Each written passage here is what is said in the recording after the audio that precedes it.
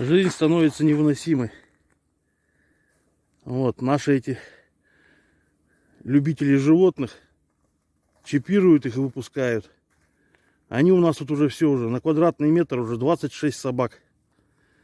Это еще не вся банда. В общем, гадят прямо под подъезды. Теплотрассу все обдирают, потому что греются на трубах.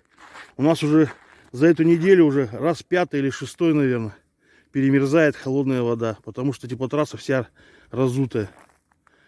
Тут вообще что творится у нас? Пипец. Просто пипец. Я насчитал только сегодня с утра уже 26 собак. Все бездомные одни. Все с нашего питомника Чеченко. Вот улица Чеченко у нас страдает. Примите кто-нибудь меры, пожалуйста. Ну, убивать нельзя, я понимаю. Но и так жить тоже нельзя уже с этими собаками.